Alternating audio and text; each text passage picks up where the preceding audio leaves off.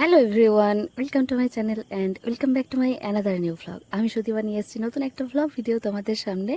তো যেদিনকার ভ্লগটা শেয়ার করছি সেদিনটা ছিল 9th অফ ডিসেম্বর 2024। আমি যে এখানে কি করছি সেটা বোঝা কিন্তু বড়ই বালাই, কারণ দেখতে পাচ্ছ আমার একদিকে বইপত্র পড়ে রয়েছে, কোলে একটা ফোন রয়েছে, আবার হাতে একটা ফোন নিয়ে আমি ভিডিও করছি। আসলে 13ই ডিসেম্বর থেকে ছিল আমার এক্সাম, মানে MA পার্ট 2 এর এক্সাম। তো সেই কারণেই বইপত্রগুলো পড়াশোনা তো করতে হবে, সারা বছর পড়িনি, এবার তো পড়তে হবে। আবার হাতে একটা ফোন রয়েছে যেখানে আমি হোম কুক সুস্মিতার ভিডিও দেখছিলাম, আর সেই ভিডিও দেখতে দেখতেই না আমার ইচ্ছে হয়েছে রান্না করার, কারণ খাওয়া দেখছিলাম। পাশে বই রয়েছে, আমি বই নিয়ে পড়তে বসেছিলাম। পার্ট 2 পার্ট 1 দুটোতেই আমাদের 4টে পেপার ছিল, তো সেই 4টে পেপারের বই আর নিচে একটি খাতা রয়েছে। তো ভাবলাম যখন রান্নাটা করব তখন তোমাদের সঙ্গে আমি সেইটা ব্লগ হিসাবে শেয়ার করি। তখন 7:30 বাজে, একদম ডট 7:30, দেখতেই পাচ্ছ। আমি প্রচুর পড়াশুনো ওই করি, কিন্তু সেটা পরীক্ষার ওই মোটামুটি 15-20 দিন আগে থেকে। আসলে এত পরীক্ষা দিয়ে দিয়ে এসে গিয়ে হ্যাবিট হয়ে গিয়েছে, আর আগের মতো এত তো পড়াশুনো সত্যিই কেউ করি না, কারণ পড়াশোনার মাঝে অনেকটা গ্যাপ পড়ে গিয়েছিল গ্র্যাজুয়েশনের পর। আর বড় হওয়ার সাথে সাথে সত্যি আমাদের পড়াশোনার সময়টা তো কমে যায়, যারা আমার মতো ফাঁকিবাজ স্টুডেন্ট। আর যারা বিশাল ভালো স্টুডেন্ট তারা হয়তো দিনরাত পড়ে। যাই হোক, কেত মেরেই চলেছি। কে বলবে আমার আর 2-4 দিন পর পরীক্ষা। যাই হোক, রাত্রিবেলা খাওয়ার জন্য আমি আজকে ঠিক করেছি পাস্তা বানাবো। তাই জন্য চললাম এবার রান্নাঘরের দিকে। বাইরে বেরিয়ে দেখছি এত ঠান্ডাতে সবাই ভিতরে, আর চারিদিকটা কুয়াশাতে কি অবস্থা, পুরো সাদা হয়ে গিয়েছে, কিচ্ছু দেখা যাচ্ছে না। আমার ফোনে পুরোটা ভালোভাবে বোঝা যাচ্ছে না, তবে অনেকটাই ক্যাপচার হয়েছে। কেউ কোথাও নেই, যে যার নিজের রুমে বসে। গ্রীষ্মকালে তো রাত 10টা 11টা পর্যন্ত টিভি চলে, কিন্তু সেই সময় কেউ থাকে না। আর হ্যাঁ হ্যাঁ, জানি এই গ্রীষ্মকালে এরকম ভিডিও দেখতে তোমাদের অট লাগছে, তাও কিছু করার নেই, তোমরা একটু মানিয়ে নাও, কারণ আমার ভ্লগগুলো শেয়ার করতে অনেকটাই সময় লেগে গেল। তো মাকে বলেছিলাম আমি খাবার করব, কারণ মাঝে মধ্যেই আমার এরকম খাবার করার বায়না ওঠে। তো যার জন্য সমস্ত কিছু রেডি। এখানে ক্যাপসিকাম, গাজর, টমেটো, কাঁচা লঙ্কা, রসুন, আদা, পেঁয়াজ, এগুলো আমি সব কেটে নেব। আর যারা যারা আমার প্রতিনিয়ত ভ্লগ দেখো তারা খুব ভালো করে জানো যে আমি যখন রান্না করি তখন কাটা বাটা যা সমস্ত কিছু আমি নিজে করতেই পছন্দ করি। তাই মায়ের এখানে বিশেষ কিছু করার থাকে না, মায়ের করার থাকে বলতে গেলে আমাকে মশলাগুলো এগিয়ে দেওয়া, আর কিছুই না। আমি রান্না করতে ভীষণ ভালোবাসি, ভীষণ মানে ভীষণই। তাই রান্না করার সাথে সাথে রান্নার যাবতীয় যা কাজ থাকে সেগুলো আমি নিজেই করার চেষ্টা করি। শীতকালে যেহেতু প্রচুর প্রচুর সবজি থাকে, তাই সমস্ত সবজিগুলো আমি কাটছিলাম। তবে এখন সারা বছর ধরেই টমেটো, ক্যাপসিকাম, গাজর এগুলো পাওয়া যায়, আর সারা বছর এগুলো আমাদের বাড়িতে থেকেও যায়।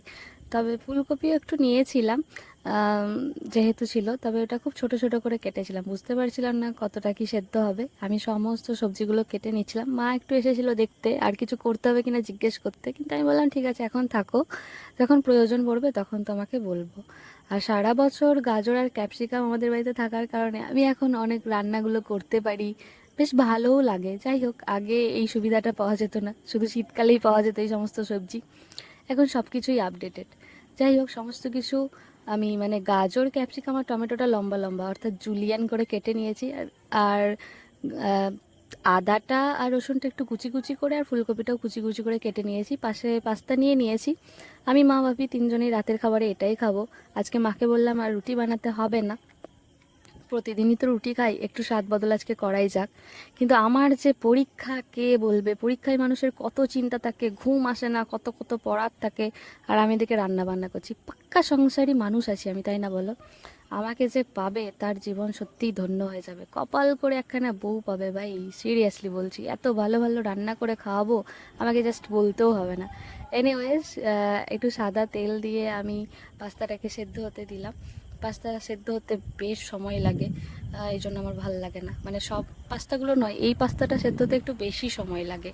আরেকটা যে এরকম পাস্তা রয়েছে সেটা সেদ্ধ করতে অতটাও সময় লাগে না।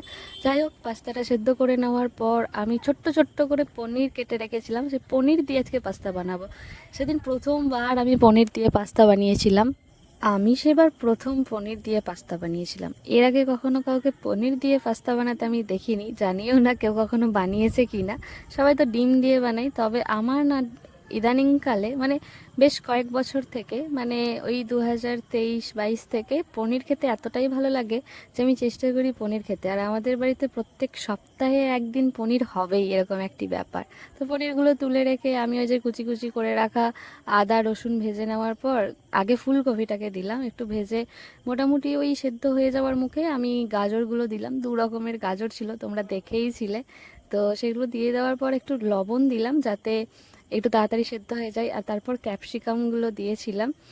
তারপরে তো এক এক করে সমস্ত কিছু দেব। ভালো করে নেড়ে নেওয়ার পর আমি আবার করে পনিরটাকে দিয়ে দিলাম, কারণ এরপরে যে মশলাগুলো দেবো সেগুলো যেন ঢুকে যায়। তারপরে দিলাম একটু গোলমরিচের গুঁড়ো, হালকা একটু হলুদ দিলাম যাতে রঙটা ভালো আসে।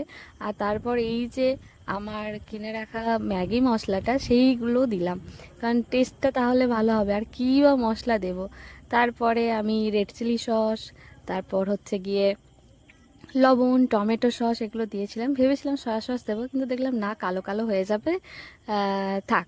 তারপর ওই তো সেদ্ধ করে রাখা পাস্তাটা দিয়ে ভালো করে নাড়াচাড়া করেছি বেশ অনেকক্ষণ ধরে। তবে এটা তো কষানোর মতো কিছু নয়, তবে হ্যাঁ ভালো করে নাড়াচাড়া করেছি যাতে মশলাগুলো ঢুকে যায়।